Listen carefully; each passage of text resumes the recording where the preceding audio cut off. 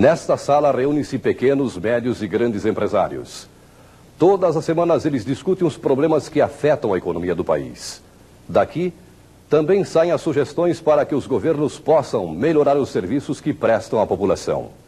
Este é o Salão Nobre da CIGI, a Associação Comercial e Industrial de Joinville, que completa 80 anos. Por esta sala passam prefeitos, governadores, vereadores, secretários de Estado e até ministros. É que nesta sala discute-se o futuro da cidade. A história da CIGI confunde-se com a história do progresso de Joinville. Quando a associação foi fundada em 1911, a cidade já contava com 60 anos. Já havia bastante indústria também, era uma indústria de fundo de quintal, mas havia já grandes firmas também. Havia já a fábrica, que hoje é do AP, por exemplo, que era do Kaiser na ocasião. Havia já o Döhler e o Witzer, enfim, grandes firmas hoje que já então já existiam. Que foram nascendo assim como indústrias de fundo de quintal, digamos, porque nem todos os imigrantes que vieram se prestavam para a vida na roça. Porque eles aqui vieram e encontraram uma situação muito diferente, muitas vezes, do que tinham imaginado. No princípio, a entidade reunia apenas os representantes do comércio. É que as então chamadas classes conservadoras dividiam sua representação de acordo com as respectivas atividades. Assim, já existiam na época as associações dos atacadistas, a dos farmacêuticos e o emergente Centro Industrial de Joinville. A ata de constituição da entidade foi assinada pelo primeiro presidente Hermann Lepper e por outros comerciantes, como João Colim, Wolfgang Amon, Henrique Jordan, Carlos Elling, César Pereira de Souza, Ottomar Kaiser e outros, que viriam a se destacar no desenvolvimento da região norte. O crescimento das empresas e as exigências do progresso levaram as entidades a se fundirem na Associação Comercial e Industrial de Joinville. Isto aconteceu em 20 de maio de 1927. Um fato curioso é o registro da associação naquela época. Uma mesa, 12 cadeiras, uma bandeira nacional nova e grande, papéis, relatórios, almanaques e 300 mil réis. O que se nota é que os primeiros empreendedores preocuparam-se antes em solidificar os conceitos e valores, que serviram de base à entidade que começava a representá-los.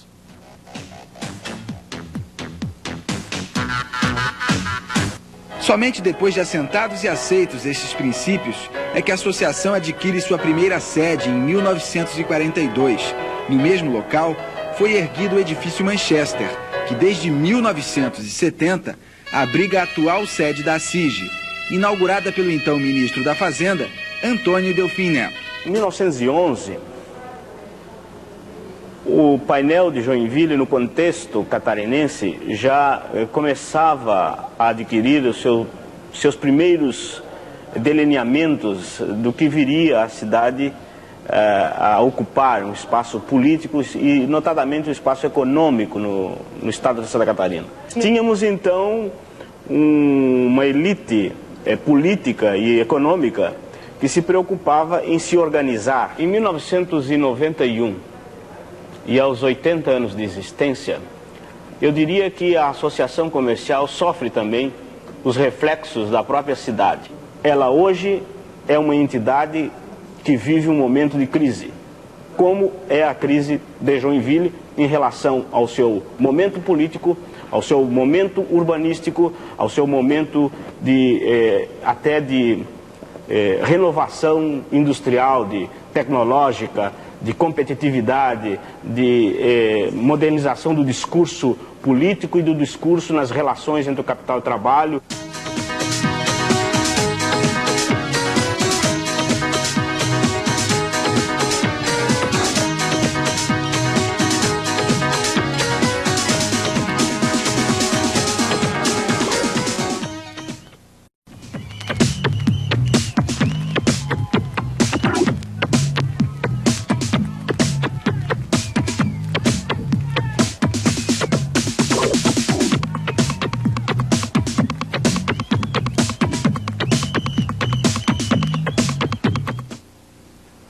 A origem familiar das empresas de Joinville criou um tipo peculiar de estrutura administrativa. mesmo com a gradativa profissionalização dos quadros hierárquicos, são menos diversificadas do que nas empresas de outras regiões do país. Por este motivo, o empresário está mais perto dos colaboradores e é mais sensível aos problemas deles. Quando os empresários se reúnem na ACIG, é inevitável a discussão dos problemas que afetam não só as empresas, mas aqueles que nelas trabalham.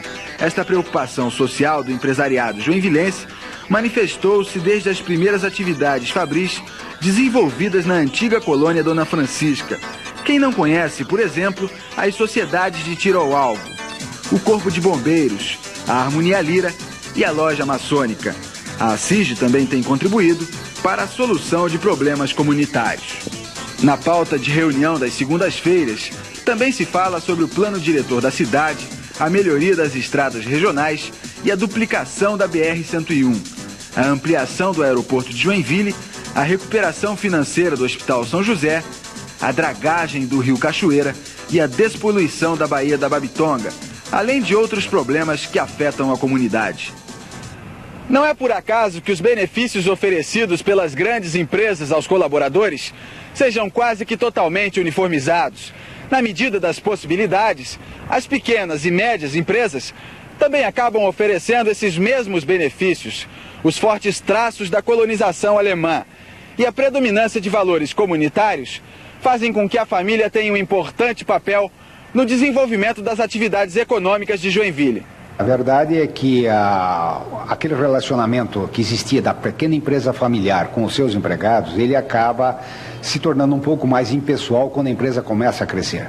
Mas eu diria que de uns 10 anos para cá, as empresas têm cuidado extraordinariamente dessa nova função chamada de relações trabalhistas, mediante a qual se estabelece um processo de integração, de interação e de comunicação entre empregado e empregador.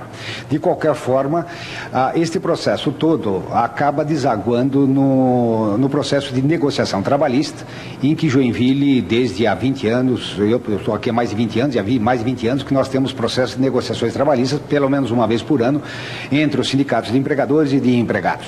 Uma cena típica em Joinville é a confraternização nos finais de semana entre colegas de trabalho, independente dos cargos que ocupam nas empresas. Os clubes poliesportivos, conhecidos por recreativas, dispõem de áreas de recreação e até restaurantes e lanchonetes. Mas essa preocupação social não se restringe apenas ao trabalhador e à família dele. Além de investirem cada vez mais em programas de treinamento e mão de obra especializada, as empresas de Joinville colaboram de forma decisiva para as gerações futuras encontrarem melhores oportunidades no mercado de trabalho. Sem contar os convênios firmados entre as empresas e grandes centros de formação tecnológica no Brasil e exterior, aqui mesmo em Joinville, importantes experiências educacionais contribuem para o aprimoramento de milhares de jovens.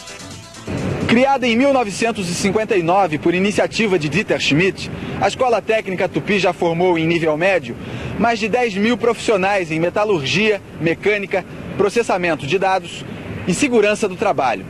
Instituição modelo, o patrimônio dela foi doado à comunidade em 1963, sendo mantida desde então por empresas locais, através de um colegiado que se reúne na Sociedade Educacional de Santa Catarina. Computadores, terminais de vídeo, microscópios eletrônicos, laboratórios completos para ensaios mecânicos, instrumentos hidráulicos e até de previsão meteorológica fazem parte do verdadeiro arsenal tecnológico da Escola Técnica Tupi. Todo esse aparato e a fama alcançada pela escola estimulam milhares de jovens todos os anos. A Escola Técnica Tupi é uma realidade graças ao apoio direto das empresas. Elas financiam as ações de ensino e de desenvolvimento da Escola Técnica Tupi. E dessa forma a escola contribui, através dos profissionais aqui formados, dos serviços que ela presta à comunidade empresarial para o crescimento dessa indústria. A Fundação Educacional da Região de Joinville, FURG, é outra instituição que conta com a atenção do empresariado. Hoje, quase 3 mil alunos passam por aqui todos os anos. Agora, com o parecer do Conselho Federal de Educação, a FURG poderá se transformar na Univille, a tão sonhada Universidade de Joinville. Nós precisamos ter uma Univille tão moderna, tão atualizada quanto é a sua indústria. Daí a importância da ACIG no nosso dia a dia. Hoje, quando se fala em universidade, nós não podemos deixar de considerar a tecnologia, o uso da tecnologia, o domínio dos meios tecnológicos, da informática e de todos os meios.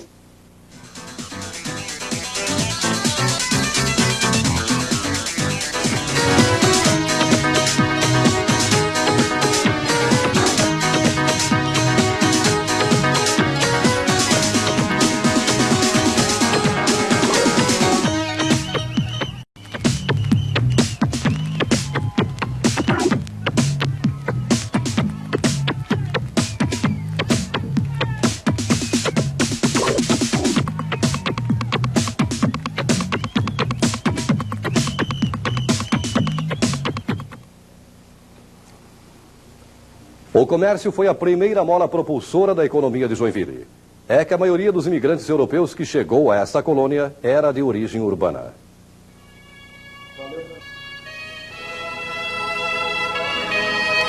Em pouco tempo, o espírito empreendedor e uma enorme vontade de vencer auxiliaram a transformar a cidade num importante polo comercial. E foi o comércio que possibilitou a acumulação necessária para o início da expansão industrial. Ainda hoje podemos encontrar os remanescentes desse tempo. São lojas tradicionais, como a Casa Tilpe. No final do século, ainda é possível comprar aqui uma série de produtos coloniais. Salame caseiro, fumo de corda, bengala, lamparina, máquina de cereais, essa sela de montar e esta mantegueira. Exatamente como faziam os primeiros habitantes da região. Vender esses produtos ainda hoje é uma questão de necessidade ou de tradição? É os dois ao mesmo tempo. Eu acho que é uma questão de necessidade e também de tradição. Agora, o comércio de Joinville se modernizou muito nos últimos anos. Como é que o senhor vê? Eu realmente eu tenho acompanhado, mas o estilo da casa é isso aí. Eu acho que é tradição. É lindo um tipo do tipo da loja, desse estilo, num centro de cidade como Joinville. E tem ainda a Casa Piper, que abre as portas desde 1913. As relojoarias Cliques e Balmer, estabelecimentos quase centenários. O perfil econômico de Joinville se alterou muito de lá para cá. E pela própria situação geográfica de Joinville, que é uma cidade plana, houve nos últimos anos uma grande expansão da área comercial para os bairros, coisa que até há poucos anos não acontecia, havia uma grande concentração no centro da cidade. E isso propiciou que uma multiplicidade muito grande de empresas pequenas, familiares, geridas por famílias, pudesse se desenvolver. E esse é hoje exatamente o perfil do comércio de Joinville. A força do comércio está num número muito grande de pequenas empresas geridas de forma familiar, que se aproximam do consumidor, procurando mais do que vender um produto, prestar um serviço ao consumidor.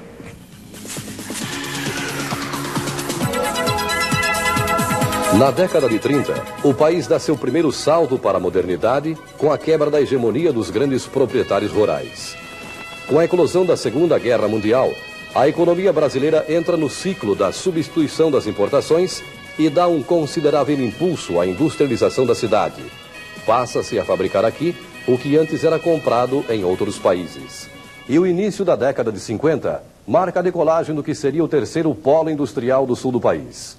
Os descendentes dos primeiros imigrantes passaram a comandar, à frente de empresas de origem familiar, um surto de prosperidade.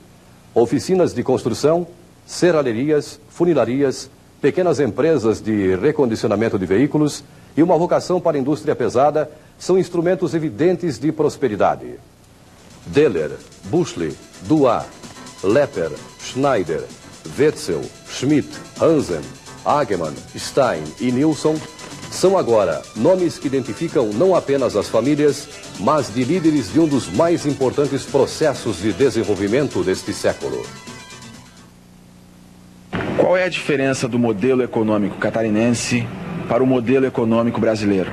A diferença principal, e a gente está experimentando isso na própria Associação Comercial e Industrial de Joinville, é que, primordialmente, nós estamos sempre a trabalho, a serviço em prol da iniciativa privada. E o que se constitui, inclusive, na nossa missão. E através da representação, dar o apoio ao empresário joinvilense, essencialmente, principalmente, e também à própria comunidade. Nesses 80 anos de história, a associação deixou de fazer mais do que podia? Não, porque sempre o esforço foi, eu diria, máximo, dentro das condições ambientais, dentro das circunstâncias todas. O esforço foi feito o máximo possível, honestamente. Isso explica porque as taxas de produtividade aqui são as mais elevadas do país. E também a transformação em poucas décadas de pequenas em médias e grandes empresas. Além disso, Santa Catarina tem um dos maiores índices de democratização do capital no país. Num regime de respeito ao pequeno empresário, desenvolve-se dentro desse modelo uma experiência inovadora de subcontratação, estimulando a criatividade e dinamizando o parque industrial. Transformada em números, a realidade joinvilense impressiona qualquer sociólogo ou economista. A partir da década de 50, a evolução industrial avança por saltos. Em 25 anos, o número de empresas quase duplicou. Das 325 indústrias de 1950, a cidade passa a ter 500 em 1975. E nos últimos 15 anos, o crescimento foi vertiginoso. Em 1990, a Secretaria de Planejamento da Prefeitura registrava a existência de 850 estabelecimentos industriais, que somam quase 1.500 se contarmos as pequenas e microempresas. O número de empregados na indústria acompanha essa evolução. Eram pouco mais de 7.000 trabalhadores registrados em 1954. 10 anos depois, Joinville passa a ter mais que o dobro. E de 1975 a 1990, os números quase triplicam. A industrialização acelera o crescimento urbano e, a partir da década de 60, Joinville experimenta uma verdadeira explosão demográfica. A criação de novos empregos e a crescente necessidade de mão de obra atraem novas levas de imigrantes de outras regiões do país. A taxa de crescimento populacional é bem superior à média brasileira. Eram 185 habitantes no ano de fundação do município, quase 20 mil no início do século, 70 mil em 1960, 235 mil em 1980 e 450 mil no ano passado. Segundo estudos da Prefeitura, se essa tendência for mantida, até o ano 2000 Joinville deverá ter mais de 600 mil habitantes. Esses números tornam Joinville uma cidade atípica no Brasil. Ela é a maior em tudo sem ser a capital. É o maior polo industrial do estado, consome mais energia elétrica, arrecada mais impostos, exporta e importa mais que qualquer outra cidade catarinense e seu faturamento industrial gira em torno de 12 bilhões de cruzeiros por mês. Na criação deste modelo, Dieter Schmidt destaca-se junto com outros empresários. Dieter Schmidt mostra as qualidades e os valores marcantes que caracterizam os empreendedores locais. No período do chamado milagre brasileiro, as indústrias joinvilenses chegam a quase 600, empregando mais de 40 mil pessoas. A produção local representa 28% de tudo que o estado produz e 5% da produção industrial do sul do país. Acompanhado com muito carinho e com muita atenção toda a evolução socioeconômica de sua cidade, de sua comunidade. Isso é importante por quê? Porque o futuro da nossa cidade, o futuro da nossa comunidade, o futuro da nossa região depende essencialmente do que nós estamos preparando e, portanto, legando para o futuro. Depois de um período de recessão no início da década de 80, a economia se reaquece e novos investimentos incrementam a produção das grandes empresas. Elas modernizam as máquinas e informatizam a linha de produção. Nas empresas de origem familiar, inicia-se uma crescente profissionalização dos quadros administrativos.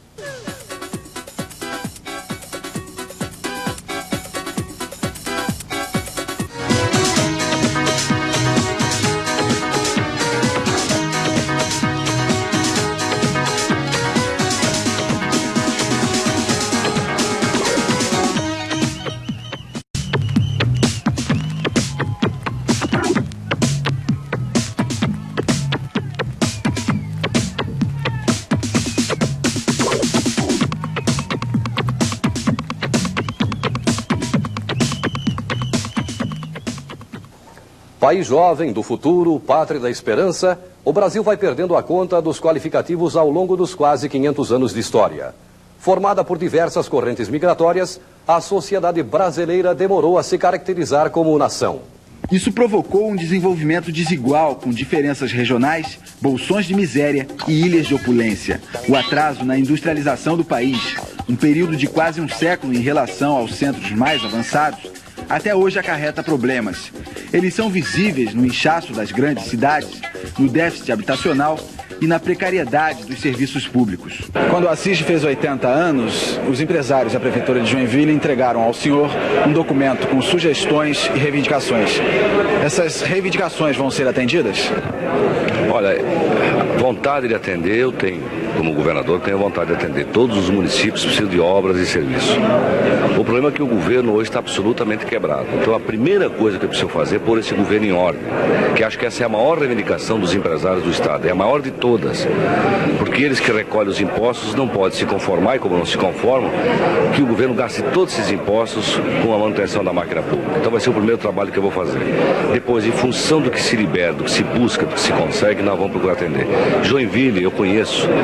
E conheço cidades industriais semelhantes, até porque eu fui prefeito de Blumenau e também tenho os mesmos problemas.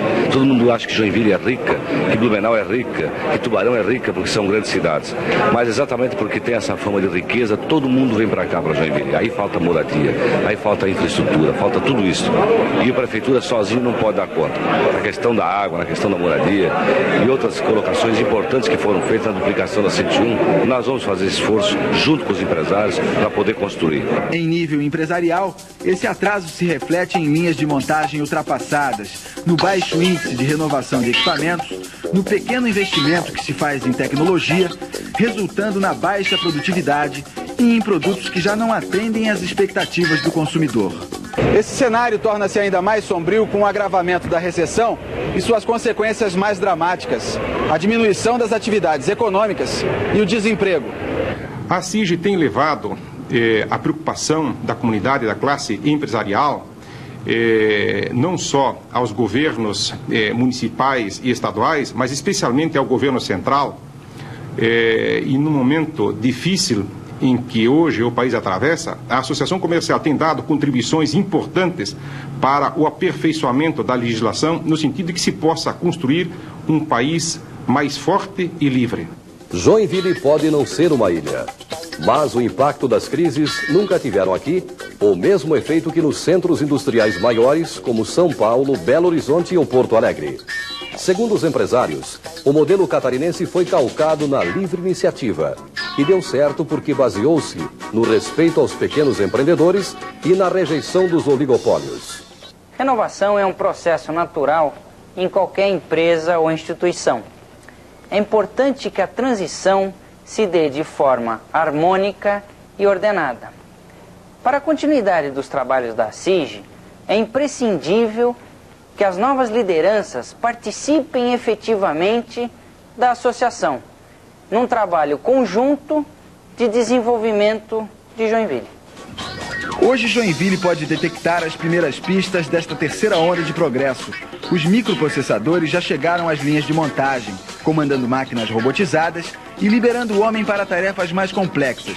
O homem não se limita apenas a operar a máquina. Agora, ele também a programa e controla.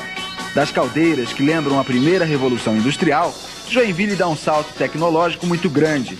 De modernos fornos de indução elétrica, saem subprodutos da fusão do quartzo, utilizado na fabricação de fibras óticas e materiais de alta precisão. Voltada principalmente para uma empresa não poluente, de baixa utilização de mão de obra, mas altamente qualificada, e voltada, digamos, para um mercado bastante mais especialista do que os tradicionais. Então são fatores que por si só eles já obrigam a uma empresa, digamos, que comece agora a se implantar, a optar por outros moldes de administração e de operação da própria empresa. O choque do futuro chega também através de uma nova geração de empresários, novos métodos de organização, assimilando técnicas avançadas como o Kanban e o Just in Time, que estão mudando a configuração das fábricas. Trazidas de outros países e adaptadas à realidade local, essas técnicas permitem uma melhor visualização do processo produtivo e uma maior participação na programação. Através dos círculos de controle de qualidade, chamados de CCQs, os colaboradores da empresa, voluntariamente, apresentam sugestões para a melhoria das condições de trabalho, do ritmo da produção e até a mudança das máquinas e equipamentos. O resultado é uma maior motivação para o trabalho, o aumento da produtividade, além de evitar a estafa e a carga de alienação do trabalhador. A figura do operário tipo aperta-parafuso está ficando cada vez mais incompatível com o avanço da tecnologia. Na prática, permite que você consiga reduzir fundamentalmente os seus estoques. No exemplo da nossa empresa, a partir do momento que nós conseguimos introduzir essa técnica, produtos com os quais nós trabalhávamos com estoques que iam de 15, 20, 30 até 40 dias, quando não mais, foram reduzidos para 2 ou 3 dias no máximo. Isso permite que a empresa tenha um ganho no seu capital de giro, no seu fluxo de capital, e assim se estabeleça níveis de competitividade muito maiores. O Brasil só tem chance de sair do marasmo em que ele vive no momento em que nós pudermos trabalhar com mais qualidade e fundamentalmente com mais produtividade. Nós temos que fazer com que as nossas empresas produzam mais com os seus meios disponíveis. Dizer que a indústria nacional está sendo sucateada, para mim isso é uma falácia. Isso é falado por quem não tem noção das coisas. O homem está iniciando uma nova relação com a máquina. O trabalhador do futuro se prepara não só para produzir mais e melhor, mas também para pensar e fazer melhor as tarefas. São estas tendências que vão definir as próximas reuniões desta sala. A CIGI recomeça a pensar aos 80 anos de idade.